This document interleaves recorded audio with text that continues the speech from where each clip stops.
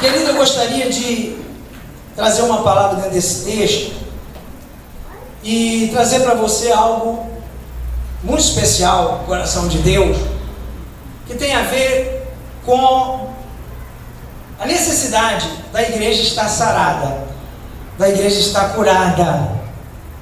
Nós estamos vivendo dias de muita mistura religiosa.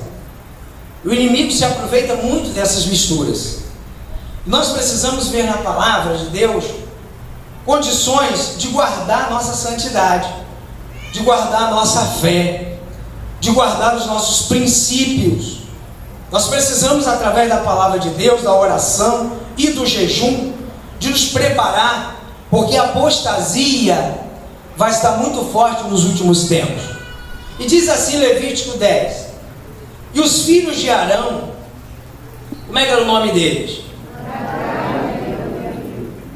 Nadab e Abiú, tomaram cada um o seu incensário, ou seja, o seu pote, onde se colocava incenso, e puseram neles fogo, e puseram incenso sobre ele, e trouxeram fogo estranho perante a face do Senhor, o que lhes não ordenara. Então saiu fogo de diante do Senhor e os consumiu, e morreram perante o Senhor. Disse Moisés a Arão: isto é o que o Senhor falou, dizendo: serei santificado naqueles que se cheguem a mim, serei glorificado diante de todo o povo. Porém Arão calou-se, e Moisés chamou a Misael e a Eusafã, filhos de Uziel, tio de Arão, e disse-lhes: chegai e tirai vossos irmãos diante do santuário, para fora do arraial. Então chegaram e levaram-nos nas suas túnicas para fora do arraial, como Moisés tinha dito. Moisés disse a Arão e a seus filhos Eleazar e Itamar: não descobrireis as vossas cabeças, nem rasgareis as vossas vestes, para que não morrais, nem venha grande indignação sobre toda a congregação. Mas vossos irmãos, toda a casa de Israel, lamentem este incêndio que o Senhor acendeu. Nem saireis da porta da tenda da congregação, para que não morrais, porque está sobre vós o azeite da unção do Senhor. E fizeram conforme a palavra de Moisés. Falou o Senhor a Arão, dizendo: vinho ou bebida forte, tu e teus filhos contigo não bebereis, quando entrares na tenda da congregação, para que não morrais. Estatuto perpétuo será isso entre as vossas gerações, para fazer diferença entre o santo e o profano. Diga: entre o santo e o profano, e entre o imundo e o limpo, e para ensinar aos filhos de Israel todos os estatutos que o Senhor lhes tem falado pela mão de Moisés. Queridos, nós temos aqui o quê? 2 filhos de sumo sacerdote. Diga: 2 filhos do sumo sacerdote. Que já estavam exercendo sacerdócio, irmãos. Eles eram os substitutos imediatos de Arão. 2 rapazes que nasceram para o altar, nasceram para ser homens de Deus, nasceram para estar de frente, levando os pecados do povo até Deus, para que Deus pudesse perdoar. 2 homens notáveis, 2 homens especiais, com um futuro brilhante, mas que resolveram o quê? Fazer as coisas de Deus de uma forma que Deus não estava ordenando. E eu queria que você guardasse a palavra no coração. Chegou o tempo do santo se santificar mais ainda. E quem está sujo vai sujar mais ainda. Nós estamos no tempo do extremismo, onde as pessoas que se santificarem vão pagar preço, vão aprofundar diante de Deus. E as pessoas que partirem para o erro, para o espírito do erro, muito desviado, vão ter muita dificuldade para voltar nos últimos dias, porque o peso do pecado está muito forte. A humanidade está completamente dominado pela mistura religiosa. E a Bíblia diz que esses homens cometeram pelo menos 3 erros. Fez com que os 2 morressem no mesmo dia, da mesma hora, da mesma forma. Morreram diante do altar. Eles sabiam que tinha uma ordem, que não podia faltar o incenso no altar, porque se faltasse o incenso, ia apagar o fogo. E tinha uma ordem: não pode o fogo apagar. Mas diz a Bíblia que eles pegaram então o incenso por alguma razão e levaram até o altar para colocar. Só que o primeiro erro deles qual foi? O primeiro erro é que não era eles que tinham que pôr o incenso. O incenso tinha que ser colocado pelo pai deles, Arão. Eles estavam a serviço do pai. Eles eram colaboradores do pai. Eles estavam debaixo da cobertura espiritual do pai. Quem devia colocar, ordenar que eles colocassem, era o pai. E não eles por propósito independente. Então a primeira coisa que a gente aprende nesse texto é que uma grande ação maligna tem vindo sobre as pessoas para não permanecerem no seu lugar. Cada um de nós temos um lugar, sim ou não? Cada um de nós temos um dom. A igreja é composta de membros, como um corpo, aonde a mão tem o lugar dela, aonde os pés têm a importância dele, aonde cada membro tem uma importância sobrenatural. Até uma unha, quando ela é arrancada ou machucada, todo o corpo sente. Então não existe o menos importante, o mais importante. Existe um dom que Deus deu a cada um, você precisa desenvolver, aperfeiçoar e ficar no seu dom. Por exemplo, a Bíblia diz, Paulo fala, que os membros mais ocultos e mais indecorosos são dos mais úteis. Se eles derem problema, o corpo sofre de uma maneira terrível. Então, não existe membro mais importante ou menos importante. Existem funções.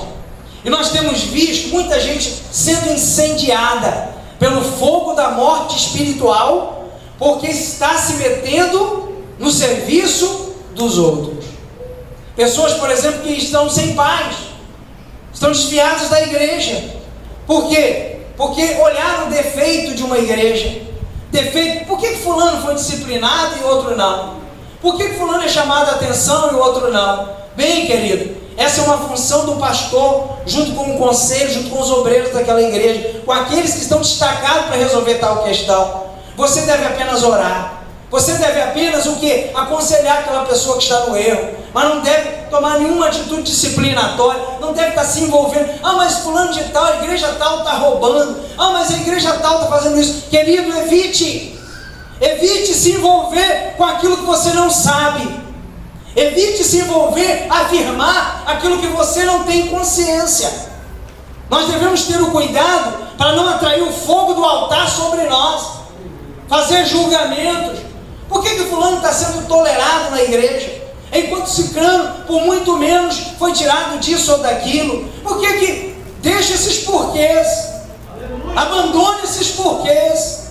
Glória a Deus. Você, como membro da igreja, tem todo o direito de ajudar a tesouraria, de chamar o tesoureiro e dar uma opinião e saber como é que estão as contas da igreja, as necessidades. Você tem todo o direito como membro da igreja, como dizimista. Mas não, eu não concordo, devia ser desse jeito ou daquele. Querido, não se meta. Isso é um trabalho de uma comissão que existe para fazer, que sabe, olha do lado de cá e vê as condições. Você tem que investir, é contribuir com uma ideia, mas não impor, porque se você colocar fogo no lugar errado, você vai se queimar e vai prejudicar a sua vida espiritual. O Brasil está cheio de desviados. Existe uma igreja muito maior do que a igreja de Jesus no Brasil. É a igreja dos desviados. Ela é maior do que a igreja atuante. Por quê? Fogo estranho. Porque tentaram colocar no altar algo que não lhes pertence, querido. Você tem que, a partir de hoje, levar mais a sério a sua salvação. Você tem que reconhecer os seus direitos em Deus, os seus dons, o seu ministério, e ser excelência naquilo que Deus chamou você para fazer. Você precisa começar a entender com uma visão muito ampla e clara que Deus te chamou com um propósito específico. E nós aprendemos na nossa festividade que tudo tem um propósito. Não adianta o relógio querer inventar de cozinhar, querido. Glória a Deus, relógio é para ver a hora. Glória a Deus. Ele vai ser excelente se ele estiver dentro do horário, se ele estiver certinho, com a bateria no lugar, amém? Com os ponteiros afiados, com tudo funcionando perfeitamente, o ponteiro maior no ritmo do ponteiro menor, e enquanto um vai andar menos, o outro vai andar mais, e o pequenininho vai andar mais ainda, e tudo certinho para tudo combinar, tudo se ajustar. Ele tem que fazer o papel dele. Existe um papel para você, existe um espaço para você, existe um trabalho para você, e muitas vezes nós temos deixado de fazer, para ficar olhando, querido, para uma outra denominação, olhando para uma outra pessoa, olhando para o defeito do pastor, do ancião, desse ou daquele que devia ser assim, e não fazemos nada. Em nome de Jesus, muita gente tem se queimado, mas eu acredito que hoje, no nome do Senhor Jesus, Deus vai levantar uma geração nova nesse lugar, uma geração que está preocupada e atenta com aquilo que você deve fazer no reino, com a sua participação no reino, com aquilo que Deus te chamou para contribuir no reino, e assim fazendo, o nome do Senhor será glorificado na sua vida, no nome de Jesus. Quem pode levantar a mão e dizer glória a Deus? Aleluia! Nós vemos um outro problema desses rapazes. Além de fazer o serviço do pai, eles fazem uma mistura. Diz a Bíblia que eles levam fogo o quê? Estranho. Por que o fogo era estranho? Porque existia uma composição correta. Quando eles foram pegar o incenso, o material da unção, foram pegar a unção, não tinha. Houve um desequilíbrio, houve um problema. Eles falharam, porque eles eram assessores do pai. Então, se faltou incenso, na última hora, eles não assessoraram o pai devidamente. E o que eles fizeram? Pegaram o incenso, misturaram a composição de qualquer forma. Pegaram lá o aloés, pegaram a mirra, pegaram todos aqueles componentes. E a Bíblia, o Senhor Deus, Ele é detalhado. Diga para o irmão que está do seu lado: o Senhor é detalhista. Diga para ele: o Senhor é perfeito. Diga para ele: para Deus tudo tem propósito. Irmão, nada é desencontrado com Deus, não, tudo é certinho. A mirra tinha o significado dela dentro do padrão daquele óleo. Tudo para Deus tem significado perfeito, se encontra, se encaixa perfeitamente. Eles pegaram e fizeram o quê? Fizeram a mistura relaxadamente. Muita gente tem se queimado. Diga para o irmão que está do seu lado: muita gente tem se queimado, porque tem vivido uma vida cristã relaxadamente. Querido, é fogo que produz morte.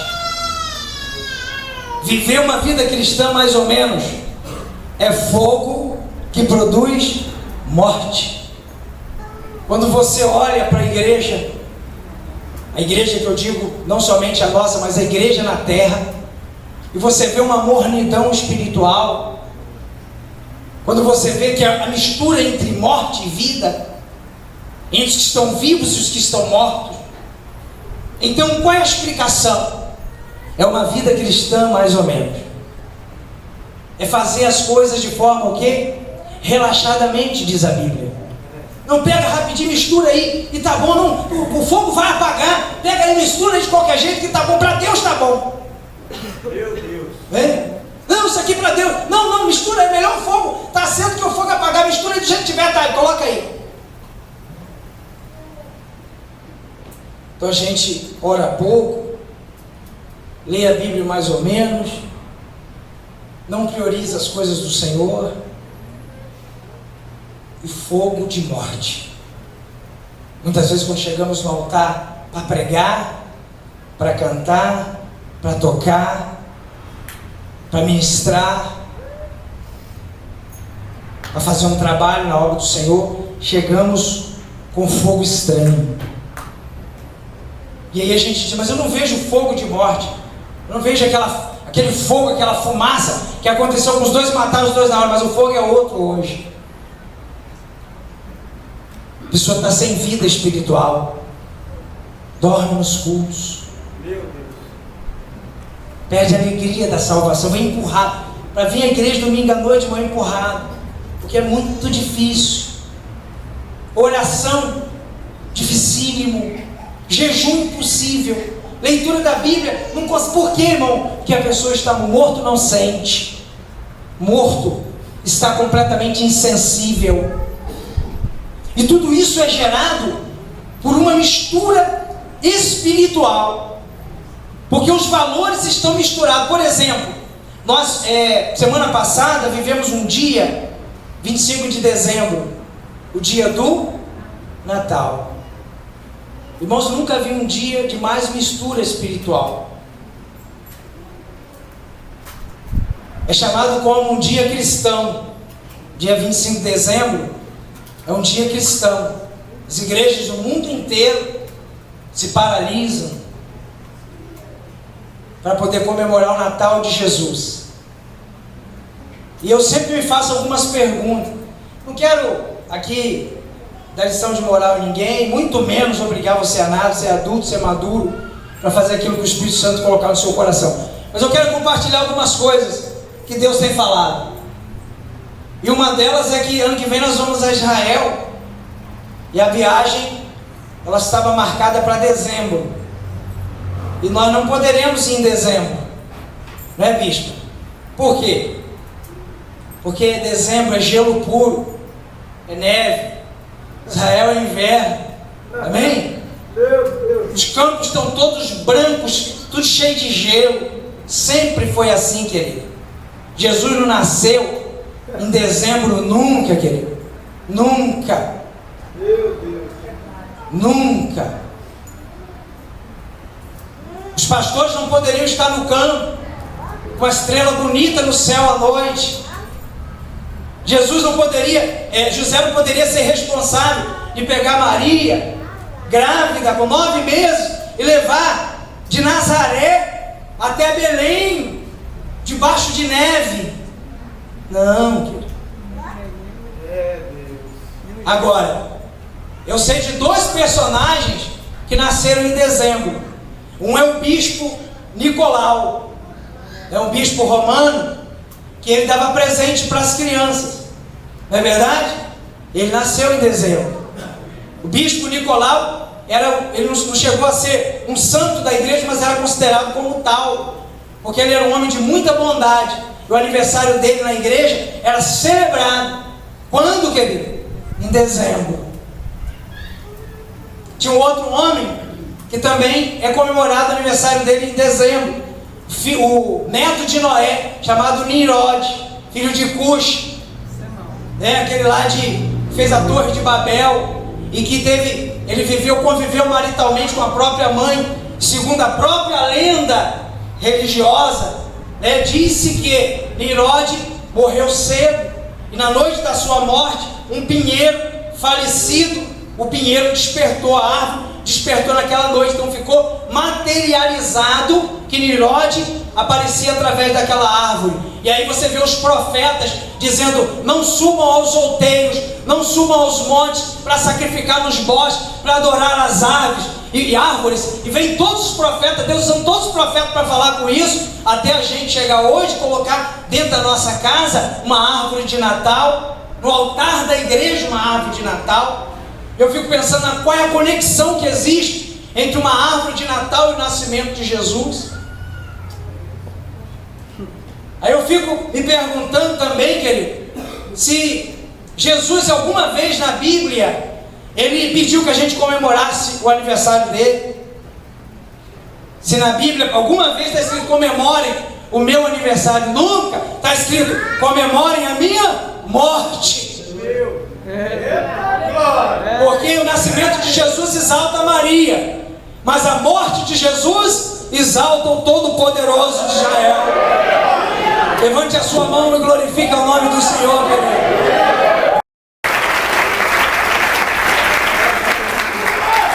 É tempo de nós abrirmos os nossos olhos espirituais, irmão. Vocês veem estudado muito a respeito de atos proféticos, tenho andado com pessoas que valorizam muito isso. Deus tem aberto nossos olhos. Como o inimigo trabalha com atos proféticos. Eu estava conversando com a bispa essa semana, e pastor Reinaldo. Graças a Deus, pastor Reinaldo está aí, pastora Penha. Estão aí uma semana comigo lá em casa. Estive lá no Cachoeiro e eles vieram conosco, estão com a gente uma semana aí, graças a Deus. Daqui a pouco ele vai dar uma saudação e orar ao Senhor. Eu estava conversando com eles, irmãos.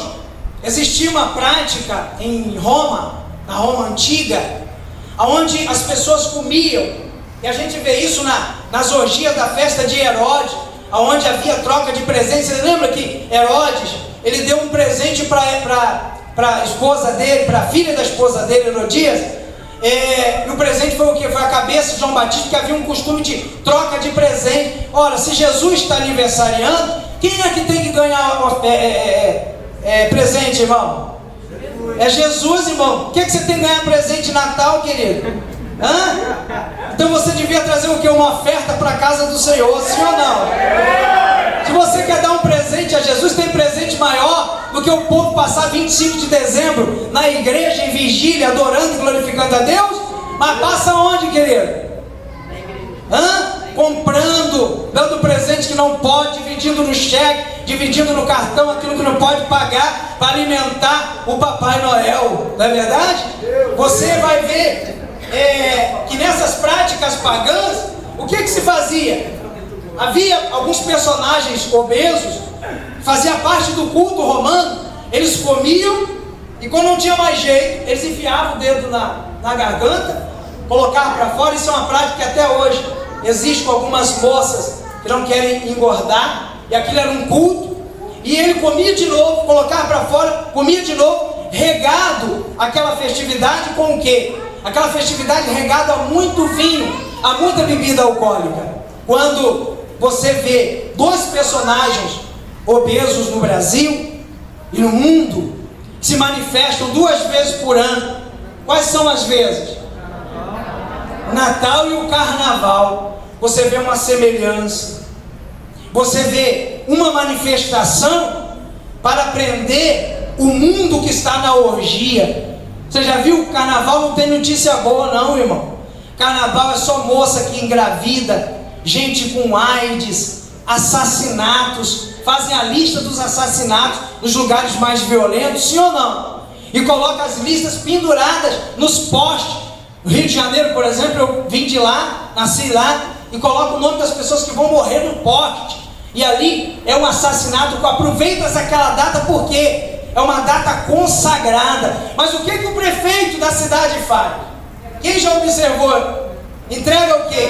A chave da cidade ao rei Momo, que é uma pessoa obesa, que passa por um processo de eleição, já está passando, para no carnaval ele assume, ele encarna essa autoridade maligna, e aí ele pega e recebe dos prefeitos da cidade, onde vai ter escola de samba, a chave da cidade, a autoridade, a legalidade para destruir aquela cidade. Irmão, o nome disso chama ato profético, aonde aquilo que foi planejado acontece porque é o que? A legalidade. O Natal, irmão, a nossa casa, a casa de quem não vigiou ainda, fica aberta ao mesmo espírito chamado o quê? Papai Noel, que não entra pela porta, porque na casa de crente, se ele se manifestar do jeito que ele é, ele não entra pela porta, e não tem crente doido para deixar ele entrar pela porta, mas ele entra por onde?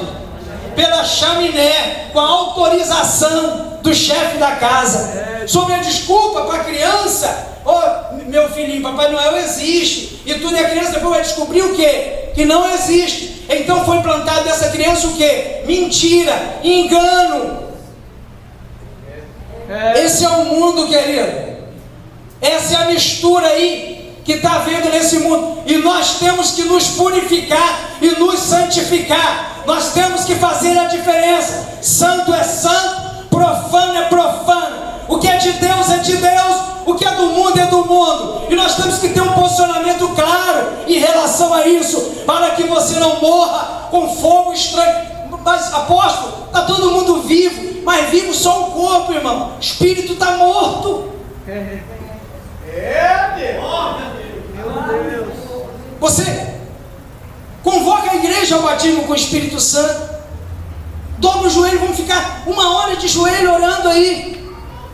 1 hora de joelho orando, sabe o que tem que provocar? O que tem que provocar, irmão? Glorificação. 1 hora de joelho tem que provocar batismo com o Espírito Santo. 1 hora de joelho provoca milagre extraordinário. Mas há um desafio. Põe as igrejas 1 hora de joelho para ver o que provoca. Gente levanta, pega a bolsa e vai embora. Gente se assenta porque não aguenta, tem problema na rótula, não consegue ficar mais que 5, 10 minutos. Outro vai dormir na cadeira. E aonde está a explicação de tudo isso? Que foi feito um trabalho, querido. E nós precisamos inverter esse processo, porque se o inimigo tem força de legalidade para agir dessa forma, imagine a autoridade da igreja do Senhor, fazendo atos proféticos de santidade, tomando posição diante de Deus. O que é que nós não vamos realizar? O que é que nós vamos fazer? Se o inimigo domina uma cidade, o que a igreja não pode fazer se a igreja não tomar a chave da cidade? Olha, irmãos, existe uma cidade lá no Maranhão, Imperatriz, não sei se alguém conhece. Essa cidade era uma cidade completamente frágil, pelo menos na região que a igreja do apóstolo Luiz estava inserida.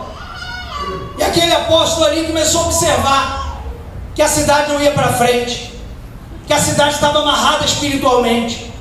A igreja nem dele nem dos outros cresciam.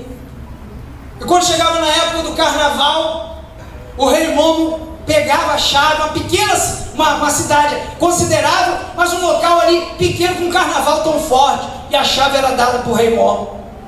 Então o que ele fez? Chamou os irmãos das igrejas do lugar, fizeram uma chave de ouro. Diga, uma chave de ouro. Foi até o prefeito, disse: olha, essa chave nós consagramos. Essa chave é a chave da cidade.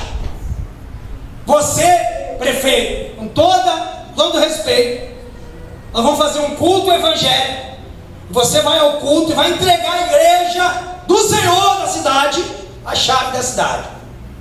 Irmãos, esse ato profético foi feito e a cidade mudou. Descobriram que a cidade tinha um potencial para vender carros, que a cidade tinha um potencial para instalação de fábrica. Hoje as igrejas são prósperas financeiramente, são grandes financeiramente, porque aí o carnaval se reduziu a quase nada. Por quê, irmão? Porque a igreja tomou uma posição.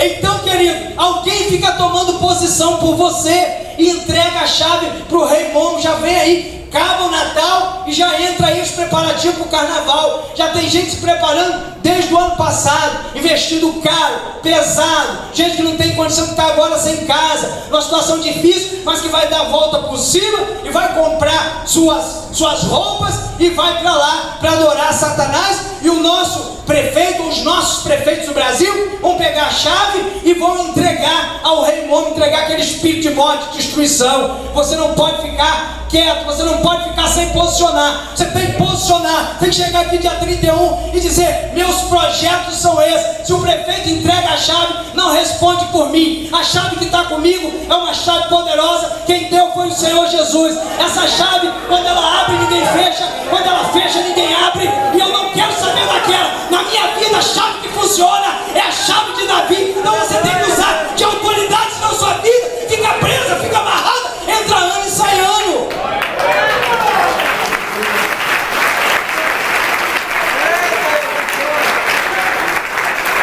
Chega dia 31 agora, todo mundo bota uma roupinha branca, não é verdade? Não me venham pra cá com roupa branca, deixa pra usar roupa branca na quarta-feira. Não vem pra cá e não me ofereçam pedaço de alitria. Eu gosto muito de tudo isso, mas não me ofereça isso dia 25 não, tá? Por quê? O que diferencia a Santa Ceia do Senhor, o pão e o suco de uva, do pão e do suco de uva lá de fora que está na padaria? A consagração. Diga, a consagração. Então você pode ir na padaria, comprar pão de forma e comer sem problema nenhum. Qualquer um pode comer. Você pode comprar um suco de uva e beber toda a garrafa, não tem problema nenhum. Mas se aquele pão e aquele suco vier aqui para a igreja, e nós consagrarmos ao Senhor, como santa ceia do Senhor, você tem que analisar a sua vida, você tem que refletir sobre você mesmo, você tem que cuidar de você para poder tomar desse cálice e comer desse pão. Por quê? Porque agora representa o corpo e o sangue de Jesus. Então, quando você, querido, vai comer comidas que só pode se alimentar meia-noite. Olha, querido, o mundo todo só pode comer meia-noite, é a hora do sacrifício. Comida é aliança, comida é sacrifício. Então tem que esperar aquela hora. Quando chega aquela hora, dispara o champanhe e todo mundo vai comer e vai alimentar alguém ali. Não é Jesus, porque se fosse Jesus era pão e vinho. Glória a Deus. Não é Jesus. Ah, mas a festa junina está perto da minha casa, o que tem a ver eu comer lá querido, aquilo lá é normal. Você pode comer em qualquer época do ano, mas aquela situação está consagrada a um santo. Ah, mas o doce Cosme Damião é um doce comum, é comprado ali na fábrica de doce que eu conheço. Querido, mas uma coisa na fábrica, outra coisa depois de consagrado. Então você tem que ficar ligado, irmão. Diz para o irmão que está do seu lado: você tem que ficar ligado, meu irmão. O inimigo quer te prender sorrateiramente, mas existe um Deus que está alertando você, um Deus que está falando com você, e quer que você seja santo e 100% santo em toda a sua maneira de viver. Levante a sua mão, glorifique e adore o nome do Senhor.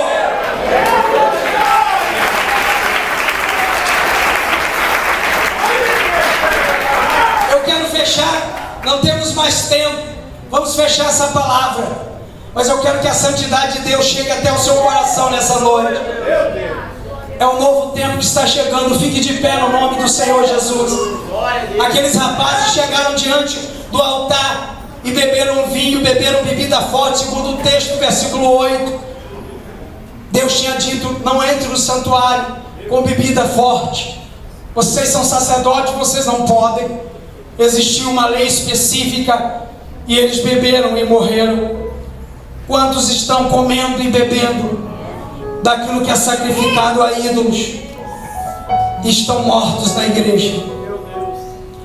Quantos estão se aliançando a pactos feitos com pessoas aliançadas a Satanás?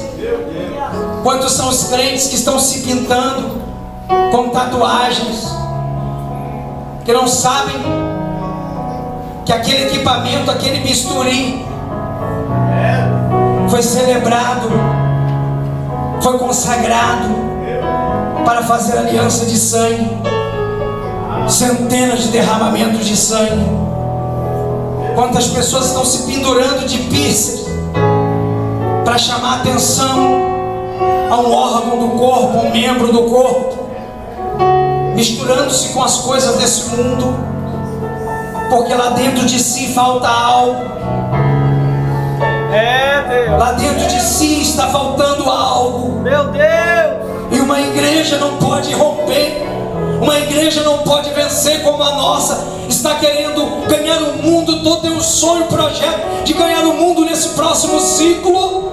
Se os obreiros, os bispos, o bispo da Ásia, o bispo da Europa, o bispo da Oceania tem pacto com Satanás, está preso pelas algemas do pecado e não está no mundo, porque se estivesse no mundo Jesus libertaria, mas está dentro da igreja, entendendo que vai poder continuar dessa forma e alcançar a plenitude do agir e do mover de Deus. Não, querido, você vai ter que dar um basta nessa situação. Você vai ter que romper com os espíritos do pecado. Você vai ter que romper com os espíritos das drogas, da fornicação, da prostituição, porque está escrito em Apocalipse que aquele que está buscando se santificar, ele vai cada vez ficar mais santificado na presença do Senhor, pelo sangue de Jesus Cristo. Mas aquele que está buscando se contaminar, ele vai se contaminar hoje e amanhã não tem nada a ver, e depois de amanhã mais um outro não tem problema, e depois isso também não tem, isso também não tem, e ele vai somente se afundando e se consagrando. E eu estava aqui na igreja, vendo o pastor Ronaldo passar por uma situação esses dias, que alguém veio buscar algo com ele, alguém que não quer nada conosco, mas veio buscar algo com ele que tinha emprestado a ele. E essa pessoa então entrou com muita autoridade, chegou aqui, tirou ele de uma reunião para pedir, para ordenar que fosse dado aquilo que a própria pessoa entregou a ele um belo dia. Eu estava falando com o pastor Ronaldo, assim é o diabo. Nós podemos ser de Deus, nós podemos estar cobertos pelo sangue de Jesus, mas se tem alguma coisa dele em nós, ele entra cheio de prepotência e vai porque é dele. Que seja uma agulha, mas é dele. Que seja um botão, mas é dele. E se é dele, ele vai buscar, e ele vai querer fazer contato contigo por causa daquilo que é dele. Jesus, uma vez, quando Satanás veio se aproximando como um raio que caía do céu, os discípulos expulsando demônio, e os discípulos chegaram, e Jesus disse: olha, eu vi Satanás cair do céu como um raio, completamente enfurecido pelo trabalho de vocês, mas em mim não tem nada que é dele. Em mim não tem nada que é dele.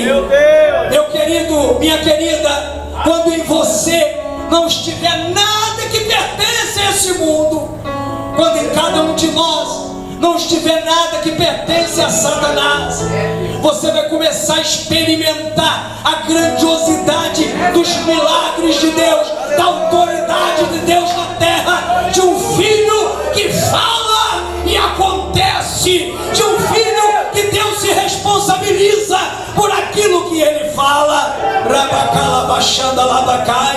Quantos de nós estamos vivendo um cristianismo do cantar, do pregar, do se apresentar na obra do Senhor? Quantos de nós, pastores, líderes, estamos assim, buscando a honra dos palcos?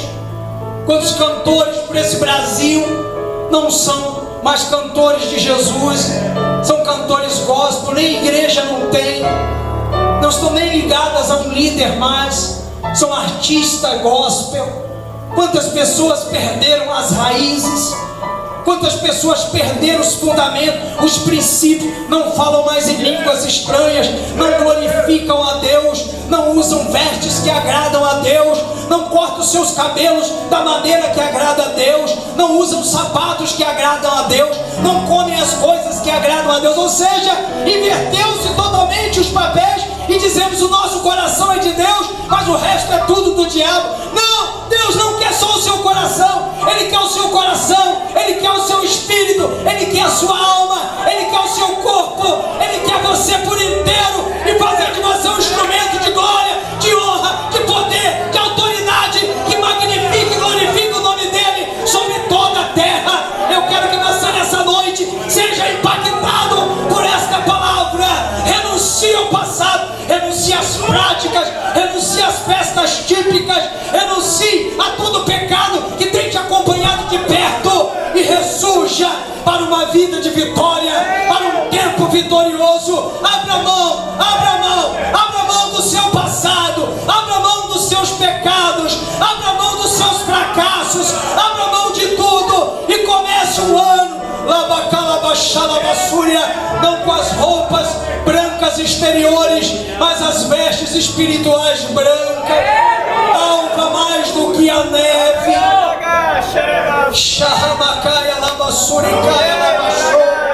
Aleluia. O sangue de Jesus quer purificar você de todo pecado. Não importa se foi no ventre da tua mãe por uma rejeição, moça. Não importa se você foi, rapaz, ferido sexualmente na sua infância. Não importa, minha irmã, se você foi tão atingida, tão humilhada, tão humilhado, que hoje você não consegue andar de cabeça erguida, não consegue se relacionar, porque a sua alma está ferida, machucada e destruída.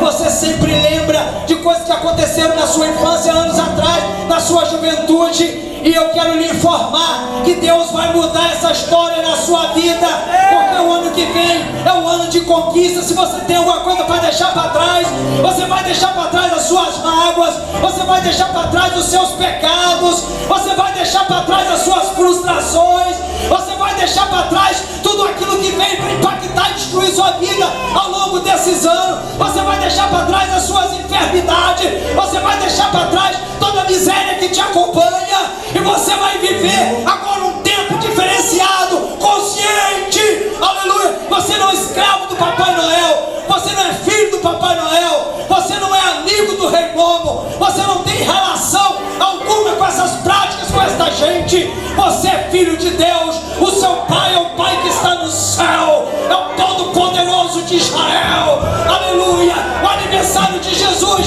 é comemorado todos os dias, com vitória, com renascimento na vida das pessoas, e a morte dele, e nós temos que comemorar a morte que deu vida, a morte que nos resgatou, a morte de Jesus que nos aliançou com Deus e perdoou todos os nossos pecados. Então, em vez de você estar preso ao passado, liberte-se agora, faça uma confissão de fé, abra sua boca e comece a adorar e a glorificar o Deus tremendo de Israel, que está presente aqui na pessoa do Espírito Santo.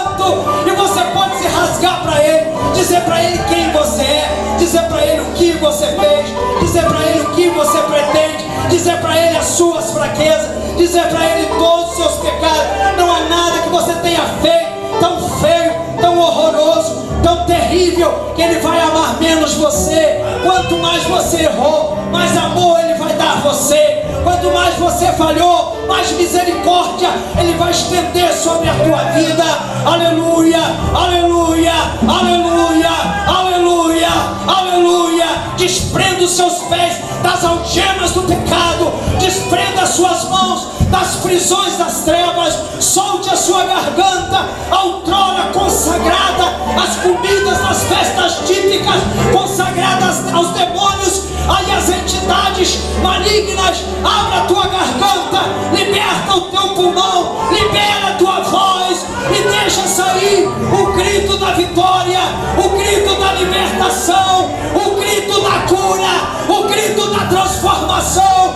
Dê o grito de socorro, o clamor ao Senhor, e tudo vai mudar a partir de hoje, em o nome do Senhor Jesus.